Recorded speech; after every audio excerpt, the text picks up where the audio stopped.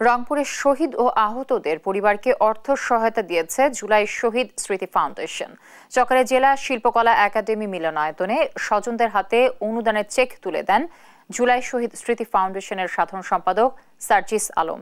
এ সময় সার্জিস বলেন, নিহতদের পরিবার ও আহতদের চিকিৎসা এবং পুনর্বাসন নিশ্চিত করা না গেলে ২৪-এর আকাঙ্ক্ষা অর্জিত হবে না। সেই সঙ্গে অযোগ্যদের উপদেষ্টা না করারও দাবি জানান তিনি। পরে সমাজ কল্যাণ উপদেষ্টা শারমিন আলম বলেন, আহতদের চিকিৎসা এবং আহত ও নিহতদের পরিবারের জন্য সব ধরনের সহযোগিতার উদ্যোগ নিয়েছে সরকার।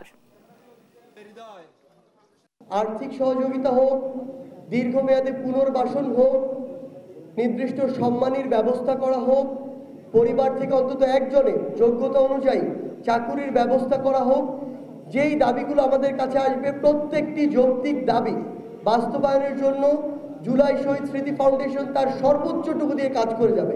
অনেক মানুষকে আমাদেরকে শুধু পুনর্বাসন, শারীরিকভাবে পুনর্বাসন নয়, একেবারে কর্মজীবী জীবনে নিয়ে আসতে হবে এবং সেটার জন্য আমাদের খুব কি বলবো আমি সুচিন্তিতভাবে নানান জায়গায় নানানভাবে তাদেরকে যেন আমরা কাজের ভিতরে নিয়ে আসতে পারি, সেই কাজটিও আমরা শুরু করেছি।